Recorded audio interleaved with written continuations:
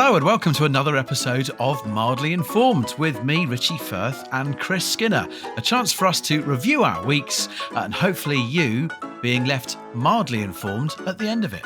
Chris, how are you? Richie, I'm really well, but look, that's not important right now.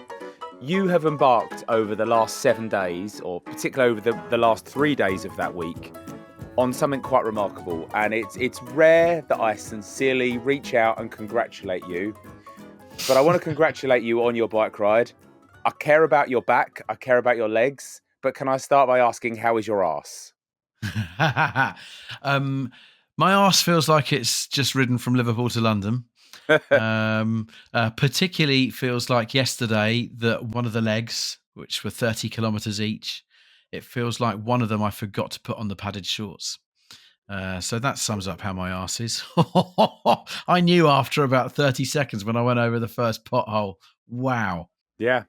Well, you've raised a lot of money for charity. You're a nice guy, Rich. So congratulations. And at this point is where my kindness and sincerity ends. It may come up again in a minute in some of the reviews of the week, but that's fine. Why are we moving on to negativity?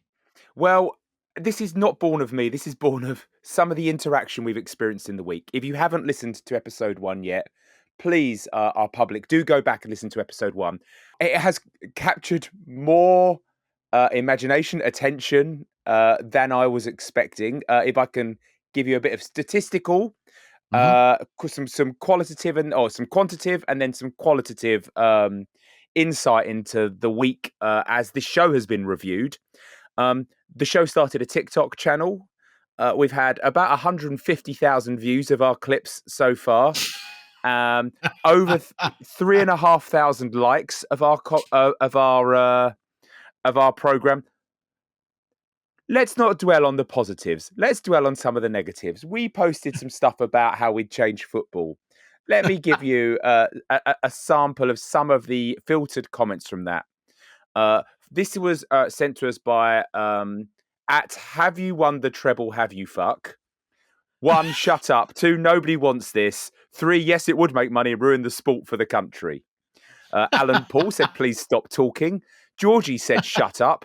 Jack said, oh, mate, shut up. And on it goes. Now, there has been a lot of love as well, but I would just like to say thank you to Jack, Georgie, Alan, and the treble person for your kindness. I don't think any of those people are overly familiar with our work. No, I think they made the mistake of taking us seriously. Andrew has listened to the show or previous incarnations of our projects in the past and just had the simple message, the mildly unhinged podcast, I think. Possibly fair enough. Rich, there was a lot of discussion about our response and our emotional reaction to the Star Bar. We spoke a bit about my fear of it being cancelled, and it sparked a huge debate online around chocolate bars that have been cancelled, which I think is a subject close to your heart. It is indeed.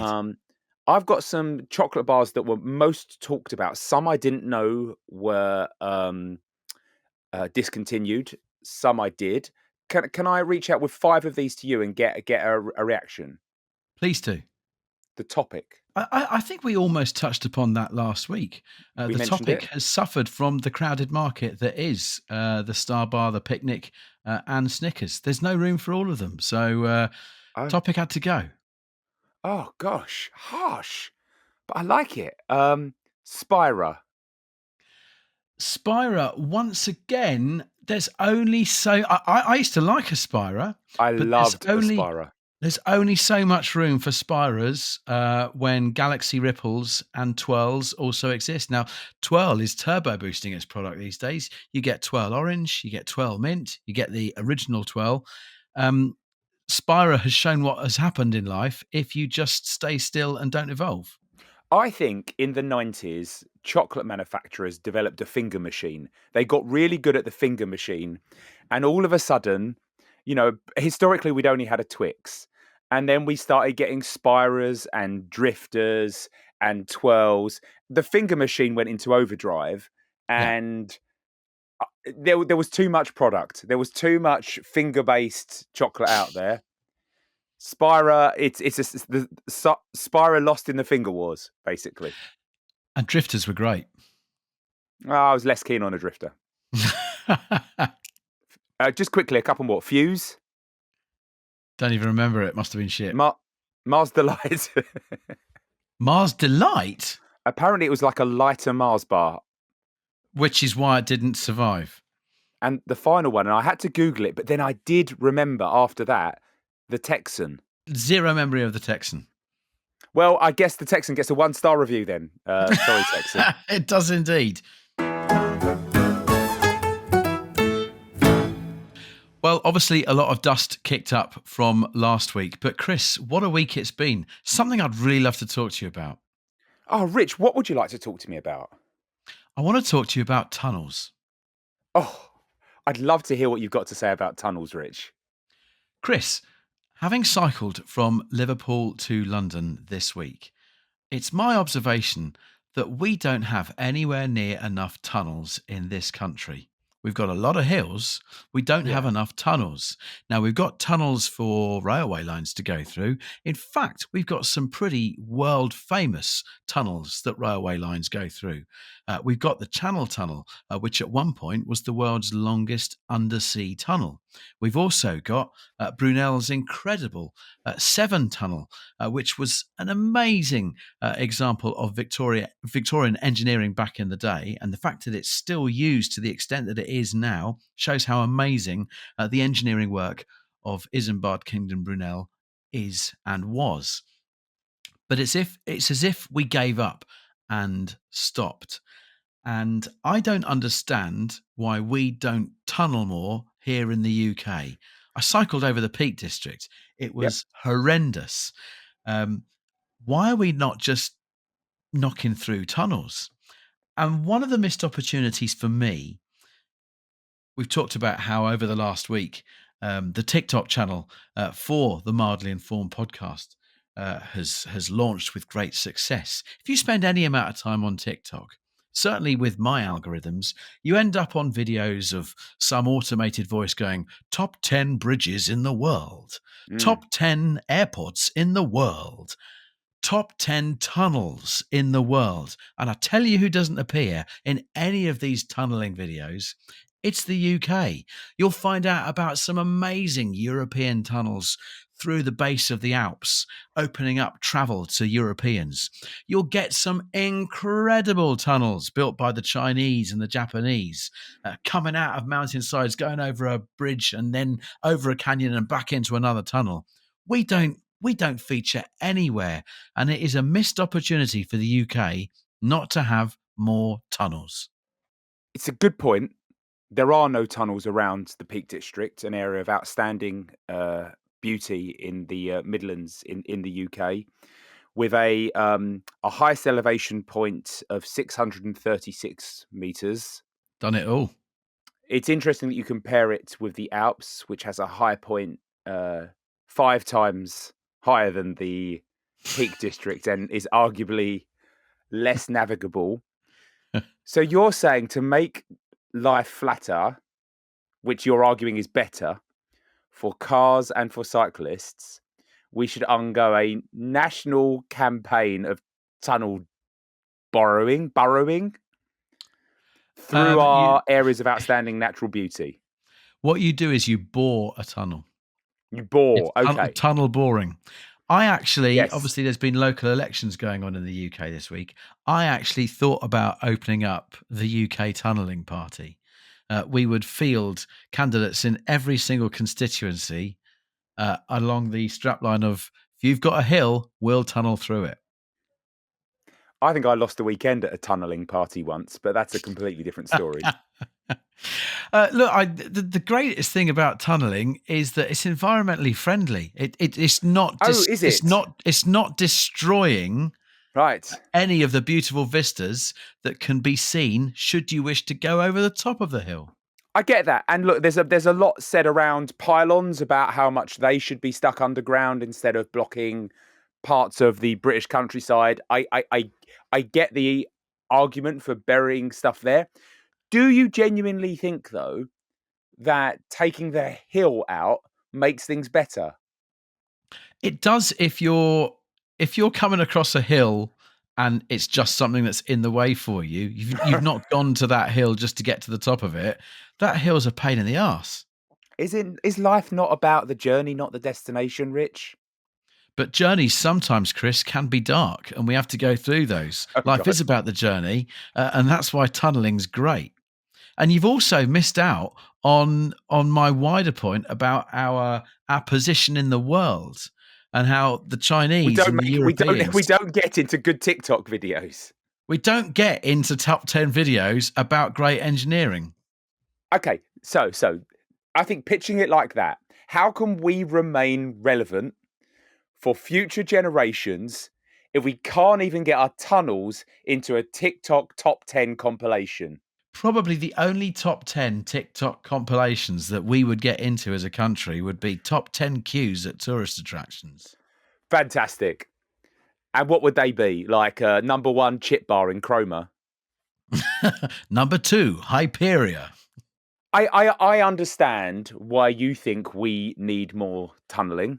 I'm not sure I agree with you, but I like your thought process. Basically, I found something hard. How do we make it better? I'm going to give tunneling in the UK 3 stars because once upon a time we were good at it and now it feels like we've given up. Right. Okay. A declining 3. Thank you.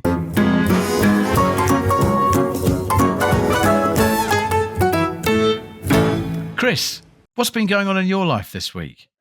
Oh, thank you for asking, Richie. Can I tell you a little bit of a story about my Monday evening? I have a night class in Spanish on a Monday night. I enjoy it very much, and I cycle home from it. And my journey takes me back into the London borough of Hackney through a popular park called London Fields.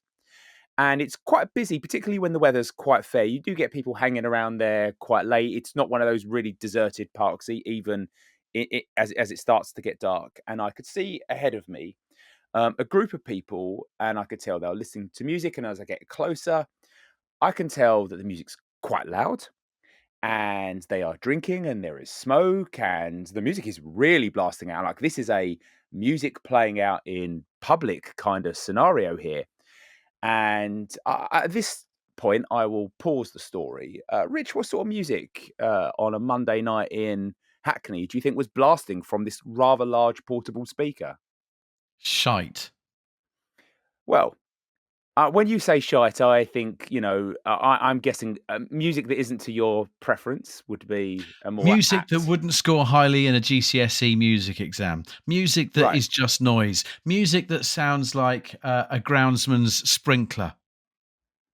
Okay. Well, that I mean, actually, music that sounds like a Groundsman sprinkler is kind of my genre, but it wasn't that.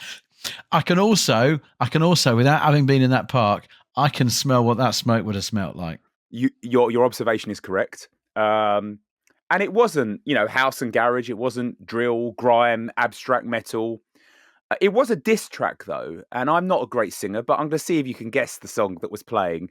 Bear in mind, this was 100 dBs. Yeah, this was funny how quick the milk turns sour, isn't it? Isn't it? Your face has been looking like that for hours, hasn't it? Hasn't it? Promises, promises turn to dust. Wedding bells just turn to rust. What was that tune? I mean, that is I Need a Little Time from the Beautiful South. The Beautiful South. 420-something women over a bottle of wine and a lot of smoke. Absolutely Wow. hammering that tune.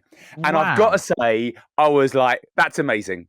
I think I could not have heard a less expected and more fun than some 90s soft pop from the Beautiful South. You've got a beautiful voice as well, by the way. Oh, thank you very much. Wow, that's incredible. That's not the track that you would imagine to be coming out in loud public music. No, honestly. And it was, I think if it'd been any other genre, I wouldn't have thought about this. And it did get me thinking about the broader idea of people playing music in speakers or in phones in public. I suspect we are going to have differing views here. Not least, as I present you this specific case study, I was like, I am so up for this. I'm cycling through the park, it's 9 o'clock, and I am absolutely, my day has improved by riding past these people. I don't like it being played out loud on public transport. But when someone turns up with a speaker to the park, brings their own little mini PA, I am fully on board. But what about you, Rich? I've just got off the bus. I'm not on board in the slightest. I absolutely despise loud music in public. I despise the people who inflict loud music in public. We have had headphones for a very, very long time. Silent discos are now even Yep, a thing. yep. If you want to gather together with people, you can all listen to the music, but then everybody else who's around doesn't have to suffer it. I absolutely loathe loud music in public.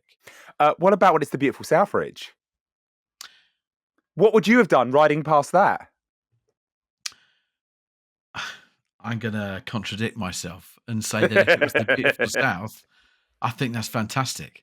That would have lifted my day. Yeah. My theory is how many stars you give people listening to music in public places is significantly influenced by whether that music aligns with your own taste. I'd agree with that. I would agree with that. So, how many stars are you giving listening to music in a public place? Controversially, I'm giving it 1 and 5.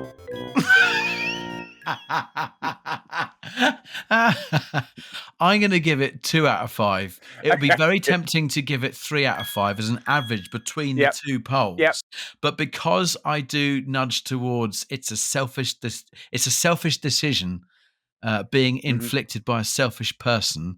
That's why it has to nudge towards a 2-star review for listening to music in public. Okay, I get that. And for me, giving it 3 wouldn't have done it justice because I think the extremities of the concept mean that 3 does not accurately describe the experience of it. So I appreciate your 2. I understand where you're coming from. I stick with my 1 and 5.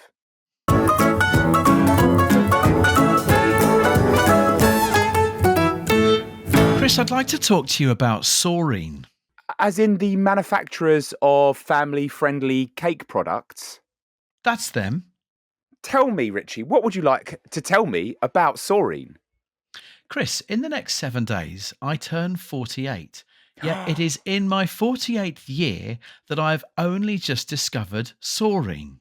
Wow. And have you not been buying this for the kids over the years? Is it never been on your radar like that? I have never bought Sorine or Serene. I don't even know how to pronounce it Nope, properly. neither do But I. I've never bought it for myself or for the kids.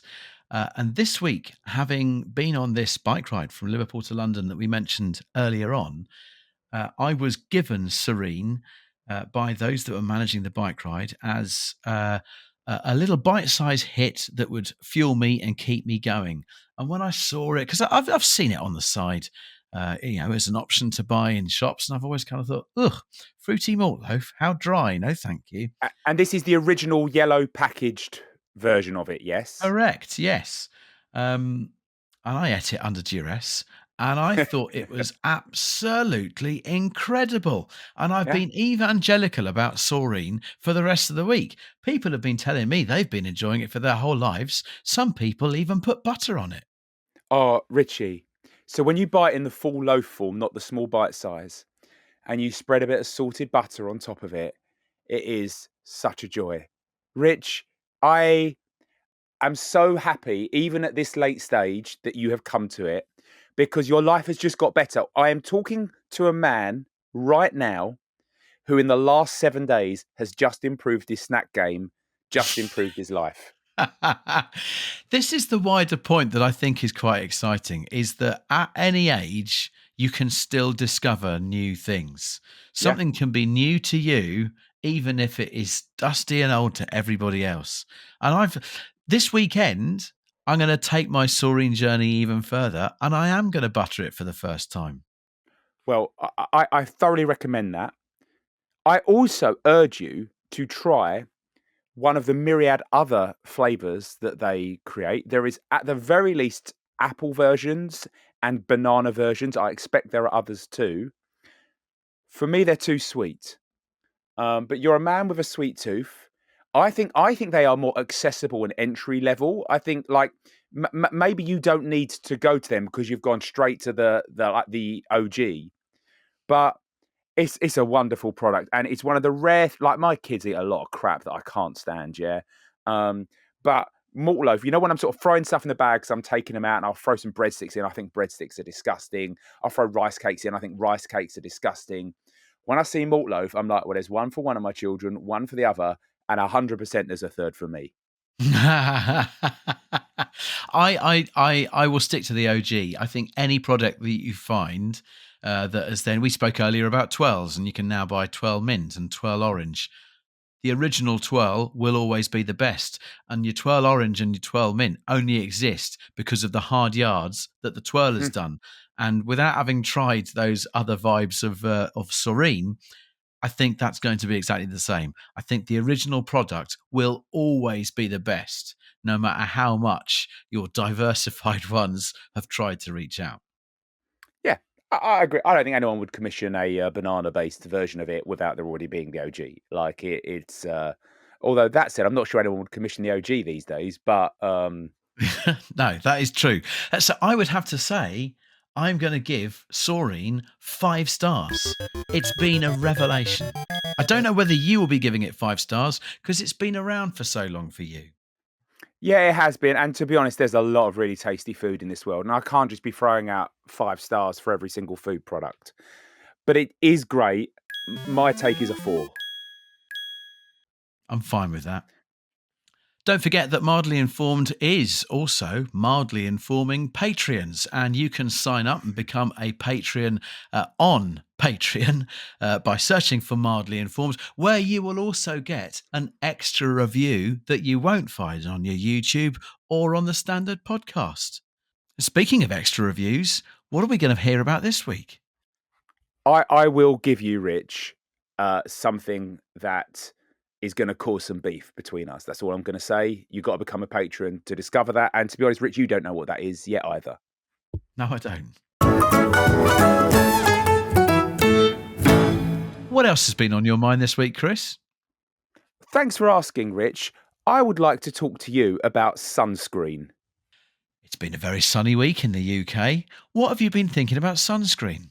Couple of things, Rich. One, it's been a joy getting the sunscreen back out.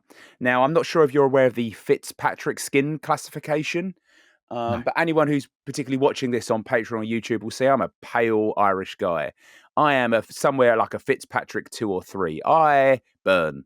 And so skincare in the sun is very important to me. Skincare is very important. To help me understand the Fitzpatrick scale, as a man with Mediterranean ancestry, where Yes. would I rate on your Fitzpatrick scale? Yeah, you're at least I'd say you're a 3 or a 4. Well, that's not much more than you with your pale Irish skin. Let's not get pedantic. This is not the point. The point I'm trying to make, Rich, Isn't is it? that I burn. I need to protect myself from the sun. I have absolutely loved getting the sun cream out this week. There's just been a general sort of feeling in the air of summer, which I have loved, and I associate the smell of sun cream with that. However, what the actual hell is going on with the prices of sunscreen? Oh my God. I had to buy some sunscreen for me and for the kids, and I put away 40 quid this week on it. 40 Wow. quid. And it's because we have to buy a couple of different. One of my daughters has sensitive skin, so we've got to buy a product for that. I have an everyday one that I put on just before I go to work, as well as the heavy duty stuff if I'm going to be out in the sun for much longer. One product itself was 18 quid. And let's not even count the fact that a supermarket chain failed to deliver one of those this week in the shop. And I will be getting my refund. It's too much money. In Australia, they give the stuff away for free. In the UK, they charge a VAT on it. And here I am with my like pale, pathetic skin wilting away. Like, it's not good enough, Rich. It's not good enough. It's I ruined it should for me. buy I should buy and apply sunscreen more than I do. And you're doing the right thing, particularly with your complexion, lathering it on like you do. So that's an eye opener to me about the prices because generally I'll only be buying sunscreen when we're heading off on holiday. I've been applying a lot this week as I've been cycling, Of course. and that's been given to me by the guys that were managing my cycle ride. Well, you might Um, have made them go bankrupt 3 days of cycling in the sunny weather, Rich. I've been oblivious to the price. The one thing that I have been very open to is considering the amount of money that is going into the sunscreen industry, and considering how the smell of it is fantastic and makes you go to a better place. Why have they not improved the taste of sunscreen? Because that has seeped Wow. into my mouth as I has exercised all week. And the taste of sunscreen is absolutely disgusting. Yeah, it's like lead and piss, isn't it? It's not that I've actively consumed either of those two things, um, but yes, it is horrible. It is undeniably disgusting. So I would speak to the good people at the Sultan Corporation or at Laboratoire Garnier. Yeah. Please, some chocolate orange tasting sunscreen or something or other. That would be a good flavour for it. On last week's program, you went down a brief E45 alley. Can I ask then, as a man who knows his way around emollient cream, does that taste better than sunscreen? I've never had to emoliate my face. Places that have got dry for me have been wrists and back of knees and inner elbows. I've been very thankful that I've never had to emoliate my face. Okay, I mean, I do see a taste test coming along here. Definitely. Although I would not want to taste that 50-50 paraffin that I was raving about last week, and I still do. Okay, well, look, we don't need to dwell on this. I give as important as it is. I give sunscreen for the price that I'm having to fork out for it. I'm giving it 2 stars. I'm also giving it 2 stars. I'm acknowledging that it is critical that we wear sunscreen, as Baz Luhrmann rightly said. Yep. However, there's a lot of money going into it. They need to improve the taste. Richie, I would love you to tell me one more thing about your week. Chris, can we talk about rosettes? Well, I wasn't expecting that, but Richie, I would love you to talk to me about rosettes. Why is the rosette less of a thing in 2025 than it might well have been 50 years ago? The rosette is fantastic. And I was fortunate enough to be called into assembly at school this week to see my son Rocco be presented with the class rosette for some hard work this week. And to see his little face as he had the rosette pinned on him on his chest at the front of the assembly, wow, absolutely beaming. And he's going to be wearing that for the rest of this week. And it is such an ostentatious display of how amazing somebody is. I do not understand how we have gone away from the world of rosettes. We've regressed to social media. We use social media to project to the rest of the world how amazing or not our life actually is. I think a far better way of doing it would be to embrace the world of rosettes once again and walk down that street and proudly say, "Look at me, I've done something brilliant. Question me about it." I mean, this is very exciting. I completely get this. So, to be clear, the rosette, we're talking a sort of circular, maybe slightly frilled badge type top with a frilly bottom, is what we're talking. Correct. Yep. And often might have some gold text on it. Says something like Star of the Week, Champion Runner, Dog of the Year. It's because it is definitely so. I associate a rosette now as much with awards to animals as I do awards to people.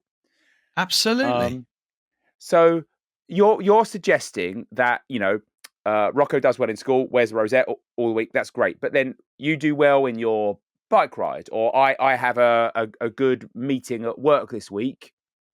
Rosette goes on. I think the workplace one is a great place to start. Say, for example, in whatever line of work you do, you have been responsible for securing a great new deal with another business or something or other, or you have been responsible for the team that you work for, taking your workplace metrics to a new level, I believe you should be able to walk around the workplace for the rest of that week Mm. wearing a rosette so that all of your colleagues can see, oh, wow, look at you. You're getting that positive reinforcement. But not just that. On the bus, on the tube, on the train, on the way into work, whilst people are miserably commuting, they can see, oh, wow, look at that person, though. They're doing great. And a reminder that work can be a good thing. It does remind me at this point of Andrew's email where he used the term mildly unhinged. And I'm going to, I'm not saying I disagree with you. I've got two little questions. One, self-appointed or has to be given by a delegated person? Rosettes have to be given. A rosette has to be pinned on by someone else saying, you have done well, my friend. You have Yeah. done well. A rosette Okay. cannot be self-given. Okay, so we need to appoint rosette givers in all environments, workplaces, sports clubs, etc. And then, and here's the one, this is why it's a bit of a surprise for me around how enthusiastic you are. You do not seem like the sort of man who wants people to come up to him in the street and just say, "Oh, you're wearing a rosette? Oh, tell me about it." Different people are going to react in a different way. I would Yeah, be the kind of person that would like someone to see my rosette right. and just give me a little nod and go, well done. That's it. Yeah. A I dot of just the want cap. a doff of the cap. Do you know what? A doff of the cap is the same kind of era that we lived in when rosettes were more of a thing. We're more kind of like talking 1950s FA Cup final and people turning up to Wembley with rosettes in their team's colours. It's that kind of era. I We should just all wear caps more to doff them more. right. Okay, so more cap doffing, more rosettes. I don't More know, more tunnelling. crofts, more tunneling. Rich, you are a man taking us back to a golden era right now, aren't you? Yeah, that's because this current era is rust. Right. Okay. I think we should possibly wrap here before this gets too vitriolic about the state of the nation. I'm going to give We are. rosettes 4 stars. I'll give him 3. Which is bang average and is unfair. No, it bang average. Yes, you didn't. I'm not. I think you yourself, you would not like people talking to you about the rosettes that you're wearing. And I think there's the other thing is I think if you went 3 weeks without getting a rosette and people around you started getting them, I think you'd be well pissed off. I know you. That's a very good point, and I can't deny it. 3 stars. Chris, very soon we're going to have to join our patrons. Not have to, we want to. And I'll ask you one more thing that you have been thinking about this week. But thank you so much to all of the people that have been engaging with the Mildly Informed podcast over the last week. You can find us on our YouTube channel, on TikTok, and of course, wherever you get your podcasts. Tell everyone else about it, share it, like it, review it, and we will keep informing you in a mild fashion again next week. Bye.